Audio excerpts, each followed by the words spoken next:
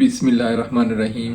अस्सलाम वालेकुम दोस्तों, इस वीडियो के अंदर मैं आप लोगों को बताऊंगा कि जब भी आप कोई डोमेन रजिस्टर्ड करने जाते हैं, डोमेन क्या होता है, डोमेन .com .net। जब भी आप अपना कोई भी ऑनलाइन कारोबार या कोई भी अपने नाम का ऑनलाइन जो यूआरएल होता है उसको रजिस्टर्ड करना चाहते हैं, तो अक्सर यूज़र को प्रॉब्लम आती है, या तो वो अवेलेबल नहीं होता। अगर वो अवेलेबल होता है तो आप उसको ईज़िली परचेज़ कर सकते हैं। तो अगर नहीं अवेलेबल तो फिर आप इसको किस तरह चेक कर सकते हैं कि इसका ऑनर कौन है, और ये जो बिज़नेस आप रजिस्टर्ड कर रहे हैं ये कब से चल रहा है, और इसके जो सर्वर्स हैं कौन से हैं, आप उसकी बायोडाटा किस तरह किसी भी डोमेन का किस तरह चेक कर सकते हैं। तो इस वीडियो के अंदर इंशाल्लाह मैं आपको इन डिटेल बताने की कोशिश करूंगा। तो चलते हैं हम अपने टॉपिक की जानिब। जैसा कि आपको मेरे लैपटॉप की स्क्रीन शो हो रही है, आपने लिखना है जाके who.is कि कौन है इसके पीछे।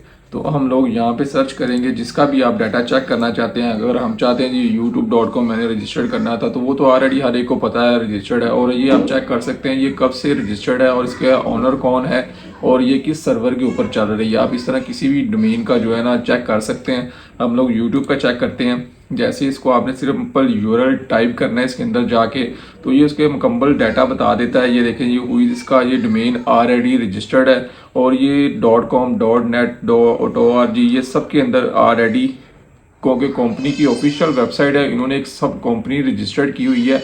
जो नई जो भी एक्सटेंशन आती है ना .it जो नए नए एक्सटेंशन आ रहे हैं, तो ये कंपनी का काम है कि उन्होंने अपने जो ऑफिशियल जो रजिस्टर्ड डोमेन है ना उसको उसके अंदर इन्होंने रजिस्टर्ड करना होता है। अगर वो कोई और कर भी लेता है तो ये इसके ऊपर क्लेम कर देते हैं, केस कर देते हैं, तो वो फिर आपको देना पड़ेगा, आप इस तरह रजिस्टर्ड नहीं कर सकते। लेकिन अगर आप किसी और कंट्री से हैं तो जहाँ पे इनके लॉ इम्प्लीमेंट नहीं होते, तो आप इनको वो डोमेन सेल भी कर सकते हैं। अगर यूट्यूब फॉर एग्जांपल youtube.io के अंदर अवेलेबल था, तो आपने उसको रजिस्टर्ड कर लिया, तो बाद में फिर जो कंपनीज वाले हैं ना वो आपसे परचेज करेंगे, क्योंकि यूट्यूब उनका एक अपना रजिस्टर्ड नेम है।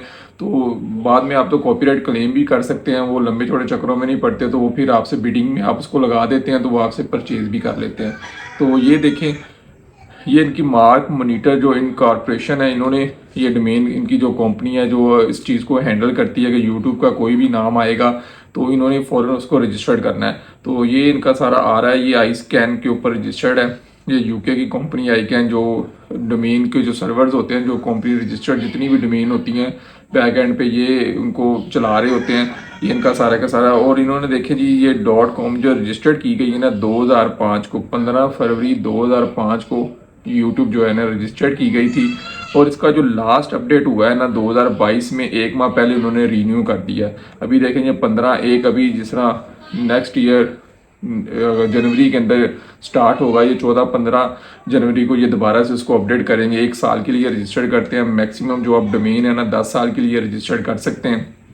अगर आपको कोई भी डोमेन चाहिए तो आप मेरे से रब्ता कर सकते हैं, मैं आपको डोमेन प्रोवाइड कर दूंगा। 3000 के अंदर पर ईयर ये होती है। तो इसके अलावा ये देखिए, इनके नेम सर्वर आप चेक कर सकते हैं कि ये किस किस नेम सर्वर, ये गूगल के अपने नेम सर्वर्स हैं, यानी कि ये वेबसाइट गूगल के अपने सर्वर्स के ऊपर चल रही है। ये उनके सर्वर्स के आईपीज आ रहे हैं। तो ये इस तरह आप किसी भी डोमेन का कोई भी चीज़ चेक कर सकते हैं।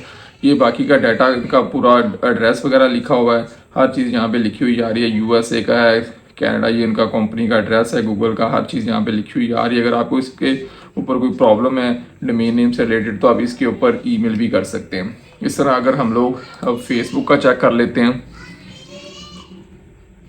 facebook.com लिखा, ये देखें जी फेसबुक डोमेन आ गई, ऑलरेडी रजिस्टर्ड है, और इन सारी एक्सटेंशंस के अंदर ऑलरेडी टेक हो चुकी है। तो ये इनकी हुई रजिस्ट्रेशन सेफ, इन्होंने इसको प्राइवेसी लगाई होती है कि इसका हमारा कोई भी डाटा या इसका नाम जो ओनरशिप कोई चेक ना कर सके, तो वो प्राइवेसी का ईयरली $2 एक्स्ट्रा पे करने पड़ते हैं, तो आपको वो डाटा शो नहीं करेगा कि इसके बैक एंड पे ओनर का नाम क्या है, ये किसके नाम पे रजिस्टर्ड है। तो ये भी आईकैन के ऊपर यूके की कंपनी के अंदर रजिस्टर्ड है। तो ये देखें, ये डोमेन रजिस्टर्ड की गई थी 29 मार्च 1997 के अंदर facebook.com, और ये इन्होंने 10 साल के लिए रीन्यू की हुई है, 2031 तक रजिस्टर्ड है। और लास्ट अपडेट इन्होंने 22 के अंदर इसको इकट्ठा ही 10 साल के लिए देखें 2031 तक रजिस्टर्ड है। तो कई इनको जो इन्वेस्टमेंट करते हैं लोग, उसको काफ़ी मैक्सिमम 10 ईयर के लिए आप रजिस्टर कर सकते हैं, इससे ज़्यादा नहीं। तो ये देखें फेसबुक 2031 तक उन्होंने एक दफ़ा फिगर उतार दिया, 10 साल के लिए रजिस्टर कर दिया। जब आप लोग किसी भी वेबसाइट की एसईओ करते हैं ना, तो वो कहते हैं कम से कम 3 साल के लिए तो रजिस्टर्ड हो। उससे भी जो है ना एक अच्छा इंप्रेशन पड़ता है कि ये वेबसाइट 3 साल के लिए रजिस्टर्ड है और ये इसके ऊपर लॉन्ग टर्म के लिए काम करते हैं, क्योंकि कुछ लोग लिमिटेड टाइम के लिए काम करके देखते हैं कि 1 साल देखते हैं चलती है कि नहीं चलती। अगर आप इसको लॉन्ग टर्म के लिए रजिस्टर्ड करेंगे तो गूगल का जो सर्च इंजन का एल्गोरिथम है ना वो भी आपको साथ साथ सपोर्ट करेगा। ऑटोमेटिकली आपकी जो गूगल एडसेंस है ना वो जल्दी अप्रूव हो जाता है जब आप उसके लिए अप्लाई करते हैं। उसके लिए थोड़ा सी क्राइटेरिया है, अगर किसी भी वेबसाइट का आप उस चीज़ को मीट करते हैं, ये छोटी छोटी 2-4 सेटिंग्स करने के बाद आप अप्लाई करें तो वेबसाइट के ऊपर बड़ी जल्दी गूगल एडसेंस अप्रूव हो जाता है। और इस तरह ये देखिए इनके नेम सर्वर क्या हैं, ये फेसबुक के अपने ही नेम सर्वर्स के ऊपर चल रही है, अपने ही उनके सर्वर डाटा सेंटर्स हैं, ये उनके सर्वर्स के आईपीज आ रहे हैं। तो इस तरह आप ये सारी की सारी इन्फॉर्मेशन किसी भी वेबसाइट की ले सकते हैं। तो अगर आपको किसी भी वेबसाइट का पता करना है कि ये इसका ऑनर कौन है, ये कब से रजिस्टर्ड है, ये कब एक्सपायर हो रही है, जो कुछ ब्रांड ऐसे होते हैं कि वो एक्सपायर हो रहे होते हैं, लोग इस चीज़ का भी कारोबार करते हैं कि ये एक्सपायर होने वाली है तो उसके जो बैक एंड पे बैक ऑर्डर लग जाता है, बैक ऑर्डर अगर आपका हिट कर जाता है तो आप उसको मार्केट में सेल भी कर सकते हैं flipkart.com के ऊपर जाके।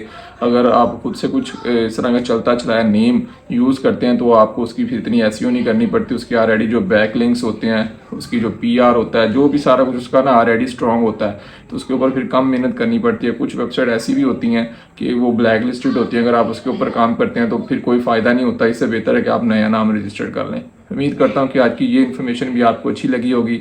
अगर अच्छी लगी है तो चैनल को ज़रूर सब्सक्राइब करें। मिलते हैं अगली वीडियो में। अल्लाह हाफिज़।